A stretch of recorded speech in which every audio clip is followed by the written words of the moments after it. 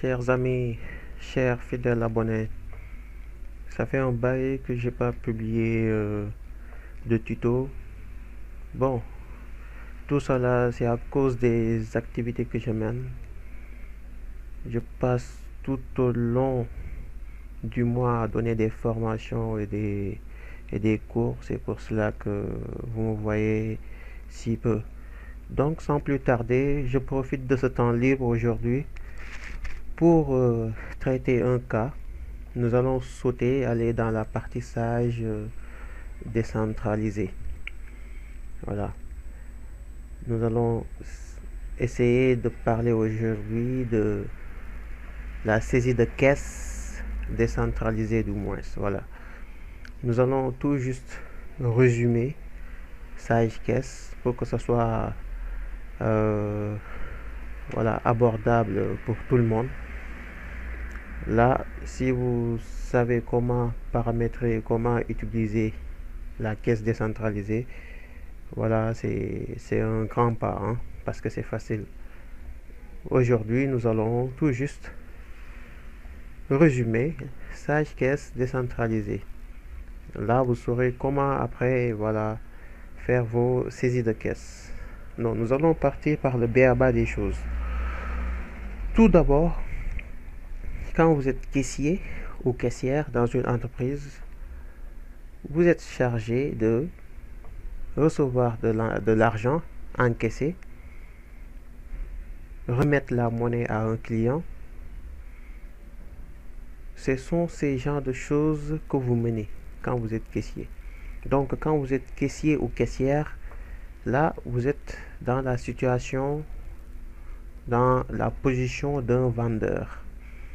Là c'est sûr que c'est vous qui vous vendez, mais vous êtes caissier, vous êtes chargé d'encaisser l'argent que le client vous amène au comptoir, ainsi que les produits.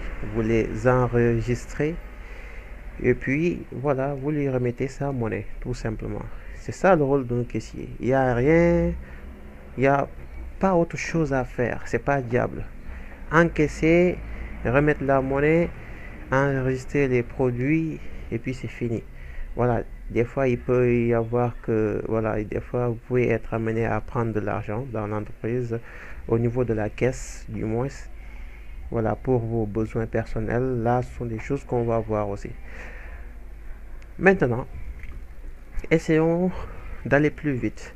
Au départ, vous voyez qu'on a Sage Caisse, mais impérativement il faut lier Sage Caisse décentralisée au fichier gestion commerciale qu'on avait, parce que c'est un processus commercial élargi, hein, parce qu'il faut impérativement le lier au fichier commercial qu'on avait créé. Donc Sage saisie de caisse décentralisée maintenant est lié à Sage gestion commerciale par le fichier que j'avais créé, si vous vous en souvenez. Bon, si vous savez comment créer un fichier commercial, là je l'ai montré dans les tutos, voilà, précédentes. Et voilà, c'est comme ça. Donc vous venez de lier Sage Caisse décentralisée à gestion commerciale. Maintenant, qu'est-ce qu'il faut faire? Il faut maintenant paramétrer votre caisse. Il faut l'adapter, vous, à votre façon. Comment vous voulez utiliser la caisse? La caisse peut être utilisée, voilà, sous différents formats. Donc moi, je veux essayer de conceptualiser ma caisse. Voilà, je vais mettre des touches qui vont m'arranger. Voilà, quand il s'agit de valider, voilà, la saisie, comment faire, quelle touche appuyer. Quand il s'agit, voilà, de supprimer ou bien de rappeler un ticket, quelle touche adapter à cela. Tout ça là, c'est moi qui paramètre ça. Donc je vais vous montrer. Après, la deuxième étape, c'est de paramétrer la partie périphérique de caisse que vous voyez ici. Donc dans la partie périphérique de caisse, vous allez dans clavier et puis ici je vais tout simplement mettre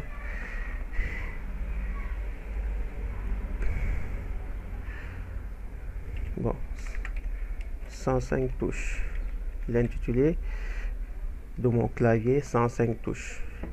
Après, je mets entrée. Donc, vous allez encore cliquer ici. Voilà, maintenant, ça, vous allez le voir après. Vous allez voir l'incidence de la création de ce clavier au niveau de la caisse que vous aurez après, de l'interface. Vous voyez ici ces commandes. Donc, on va créer un document. Commande signifie tout simplement les commandes qu'on aura à choisir. Donc, si on va ici, la liste est longue, hein? On va tout juste prendre certains éléments. Comme fin de saisie ici, je peux venir dire que ici, fin de saisie représente F2. Quand je clique sur F2, je n'ai pas de mettre F et puis 2, hein? Donc, au niveau du clavier, il y a une touche F2. Vous cliquez sur F2 et puis vous cochez.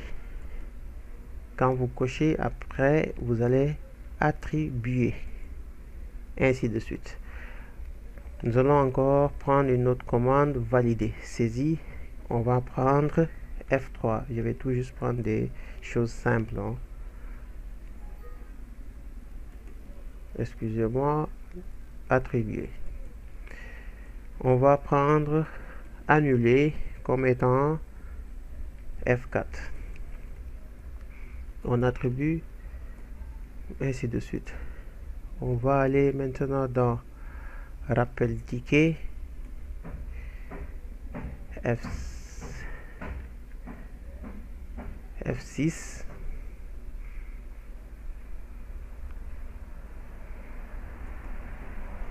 On va aller maintenant dans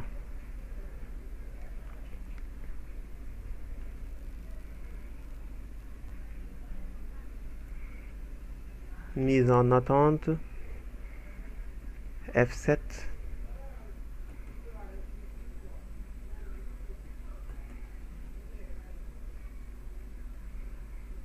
On va aller dans impression ticket. Si vous voulez, on peut prendre ça. On va prendre F8.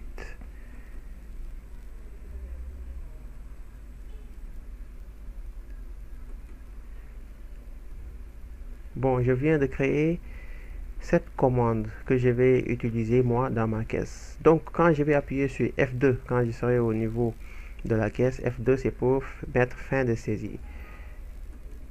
F3 signifie valider, F4 signifie annuler, F8 signifie impression ticket, F7 mise en attente, F6 rappel ticket. On va mettre après chaque cas. Voilà, on va mettre des cas après pour illustrer ce que je viens de faire. Contexte, utiliser ces éléments-là. Là, je mets fin. Ok. Après cette partie, je vais venir dans la partie collaborateurs. Dans la partie collaborateurs, les collaborateurs sont tout juste les éléments là qu'on voit: vendeur, représentant, caissier, acheteur, réceptionnaire, réceptionniste, etc. Donc moi je vais tout juste créer ici. Voilà, c'est une vidéo simple que je vais mettre. Je vais tout juste créer deux caissiers. Voilà, un exemple, deux caissiers. Donc je vais laisser ça ici. J'ouvre cette boîte. Donc je vais mettre Diallo Baba. Fonction, je vais mettre caissier. Service, je vais mettre vente. Voilà, l'adresse, etc. Tout ça là sont des choses que vous pouvez commettre. Je pars au niveau de profil. Profil, je coche caissier, je coche aussi vendeur. Est-ce que vous voyez? Et puis voilà, c'est fini. Donc Baba Diallo est là. Donc je vais prendre encore un autre. Je vais prendre Diop. Bon, on a un homme, on va prendre une femme. Aïcha, caissière, vente, etc. Tout ça là sont des choses que vous pouvez connaître. Au niveau de profil, voilà. Bon, on va prendre un autre collaborateur. Je vais prendre Silla. Michel. Fonction. Vendeur. Service commercial. Etc. On va mettre, voilà, vendeur et décocher caissier. Voilà, voici la partie collaborateur. Comment remplir la partie collaborateur.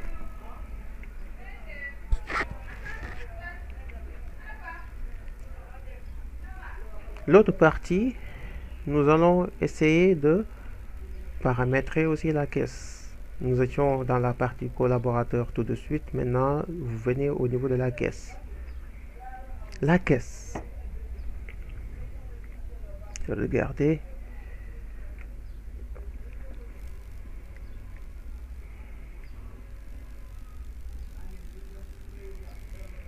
On va mettre caisse 1. Bon, nous utilisons, nous travaillons dans la boutique. C'est pour ça qu'il y a boutique en ce moment. Donc, vendeur par défaut. Donc, on va mettre un vendeur. Le vendeur, c'était Silla Michel. Caissier, on va prendre le premier, Baba Diallo. Client vente comptoir. Client vente comptoir. Vous savez, quand on est au niveau du comptoir, on n'est pas censé recenser le nom de chaque client qui passe. Est-ce que vous voyez? Donc, dans client vente comptoir, ce qu'il faut faire, c'est de créer un numéro de compte client, mais divers. Pour chaque client qui passe, c'est ce numéro de compte-là qu'on aura. Mais qui me dit que c'est un client, par exemple, du nom de Modou Sow qui va venir, Binta Sek qui va venir, grossiste. On n'a pas que ces 3 clients-là. Voilà, on aura d'autres types de clients. Voilà. Maintenant, ce qu'il faut faire maintenant, on va créer un numéro de compte client. Mais ce client-là, on va l'appeler client divers. Est-ce que vous comprenez? Donc, dans client divers, on va aller au niveau. Je vais faire échappe ici. Je vais revenir au niveau de la caisse après. Donc, vous allez dans structure, comptabilité, plan comptable. Je vais créer structure client, du moins. Ici, je vais venir créer mon 4e. Je vais dire ça, c'est client. Bon, je mets ça en majuscule. Client divers. Est-ce que vous voyez? Le compte collectif, c'est le compte client, etc. Voilà, tout ça là, c'est pas important. Je vous ai montré comment remplir ces informations. On ferme. Donc, revenons dans la partie caisse. Caisse. On va prendre la caisse 1. La caisse numéro 1, c'est la boutique. On va prendre Baba Diallo. Le caissier, c'est Baba Diallo, du moins. Maintenant, le vendeur par défaut ici, c'est Silla Michel.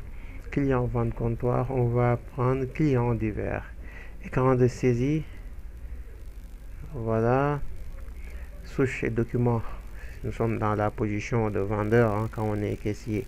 Voilà, on est supposé recevoir l'argent des clients. Après, code journal, c'est le code journal qu'on va choisir. On peut choisir ici la caisse. Voilà, on va décocher cette partie, imprimer le ticket après validation.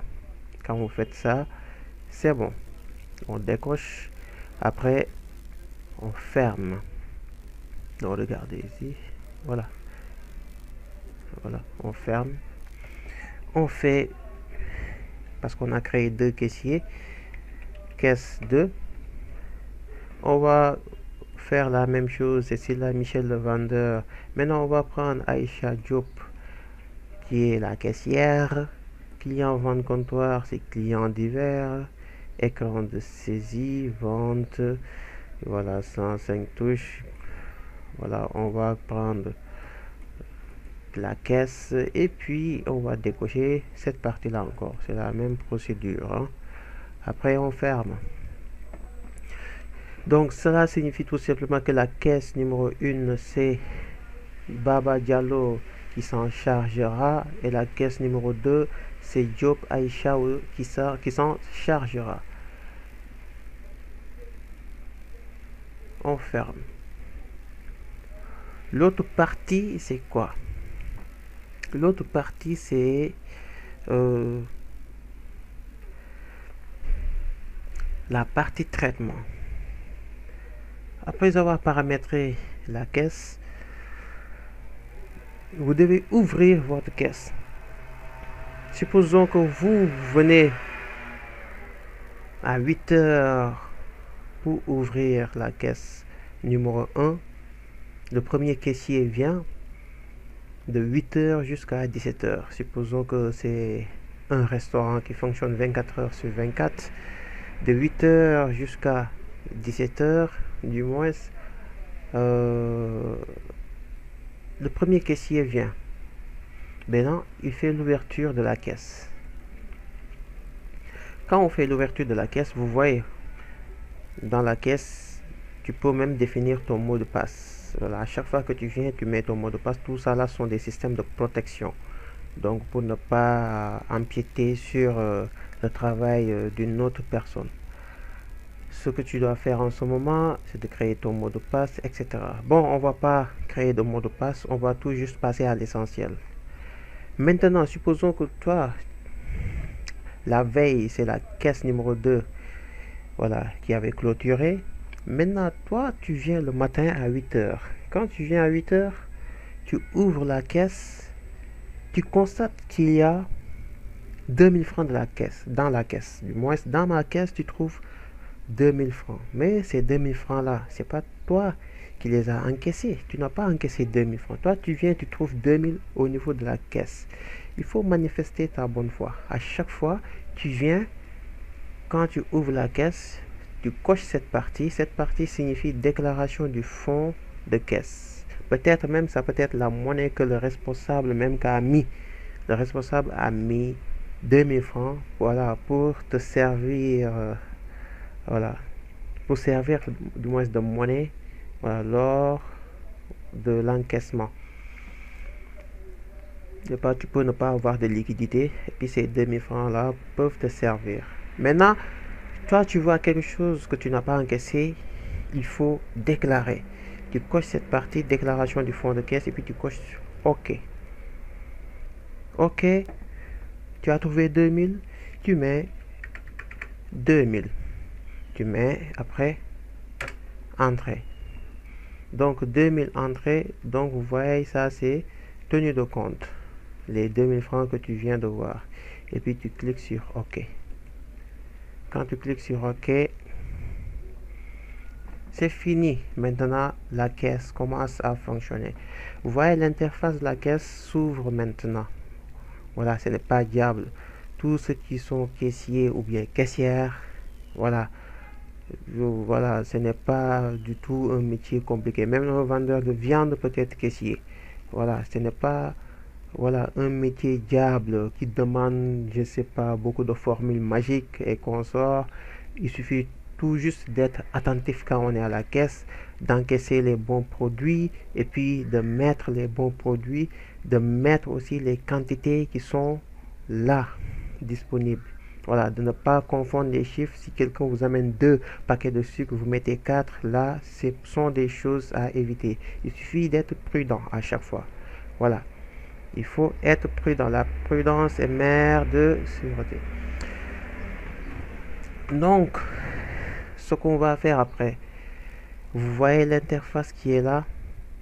Vous voyez ici F2. Tout ça là, c'est ce que nous avions saisi au départ dans la partie périphérique de caisse. Là, vous pouvez l'adapter à votre façon. Je pouvais choisir des lettres R, T, U, Y, etc. Vous voyez, c'est à vous de choisir. C'est pas quelque chose qui est figé. Vous pouvez choisir ce que vous voulez. Voilà. C'est tout juste un exemple. vous, lors de vos paramétrages, vous pouvez utiliser aussi d'autres lettres, voilà, pour désigner n'importe quoi. Maintenant, ça c'est la partie où nous devons maintenant faire une opération de caisse. Avant de faire l'opération de caisse, il faut ouvrir la caisse comme nous venons de le faire. Quand vous ouvrez la caisse, il se passe quoi? Cette interface s'ouvre